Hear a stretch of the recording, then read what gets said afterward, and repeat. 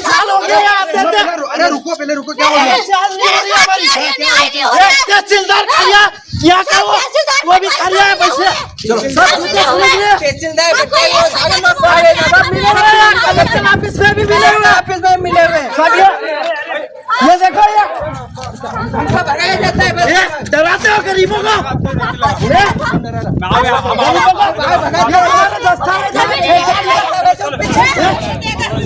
यहाँ से छेड़छाड़ कर रहे हो तुम।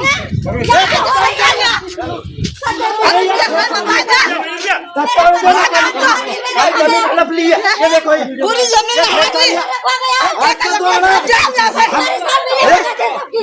पटवारी कर रहे हैं।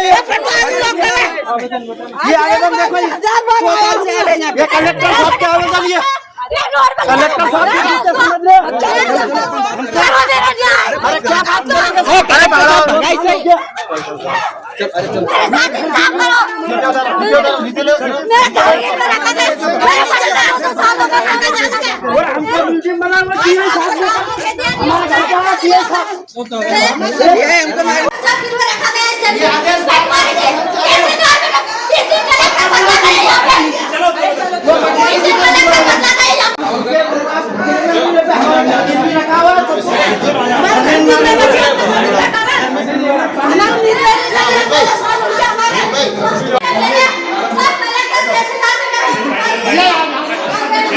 कलेक्टर साहब, तहसीलदार मैडम और पटवारी जी। तुम बताओ, ये बताओ कौन है तहसीलदार? दो बच्चे को और मेरे पति को हम 2-4 आदमी हत्या करेंगे, है ना? ये देखो, कारण क्या है आत्महत्या करने का आपका? जमीन दूसरे के पास, दूसरा एक नंबर पे 2 जगह नहीं रह सकते साहब। एक नंबर काम करोगे तहसीलदार पटवारी। ये मेरे नंबर से फर्जीवाड़ा करके कुछ भूख माफिया ने मेरी जमीन ली। कहाँ पर है आपकी जमीन? कहाँ है? में चली गई है। आपकी जमीन कहाँ पर है? हाथ में लिया। कितनी जमीन है आपकी? मेरी जमीन है 16 बीघा। क्या हुआ था आज? अभी आप कलेक्टर साहब से भी आए थे, वहाँ पर भी बहस हुई। श्रीमान जी, ये हुआ था कि हम भरण पोषण के लिए गुजरात गए थे काम करने के लिए। हाँ, वहाँ पे यहाँ पे आके देखा तो मतलब 2-3 बीघा पे ITI बना। बाकी जो हमने बोला कलेक्टर साहब को, बाकी जो हमारी जमीनें खिला दो, तो वहाँ पर अवैध कब्जा है लोगों का, मतलब भू माफिया लोगों का है। पर कोई कार्रवाई नहीं है प्रशासन द्वारा। ये सब अच्छा, क्या मामला है आपका? जमीन का क्या हुआ है? क्या हुआ साहब? हमारी जमीन फर्जीवाड़ा करके बेच दी। कहाँ पे बेची? जिन लोगों ने बेची? जिस नाम से जमीन थी नाभी भाई भेरालाल का नाम से थी वो जमीन। अच्छा, किन लोगों ने बेची नाम मालूम है? ये पटवारी वो इनकी साइड पटवारी की चाल, पटवारी बोलता है वहाँ से कलेक्टर साहब आदेश कर। जमीन किसने खरीदी? जमीन किसने? उमेश काठड़ करके है। उमेश काठड़। फिर क्या और वो पुलिस को लेके आता है, मेरे पति को ठेला गाड़ी पे से उठा के ले जाते हैं। जब हम रिपोर्ट डालने जाते हैं, पुलिस वाला क्या बोलता है?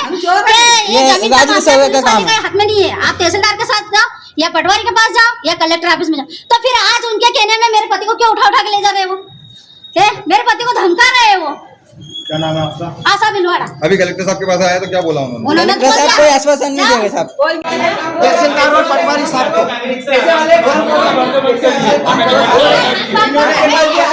महीने में तेरा निराकरण हो जाएगा।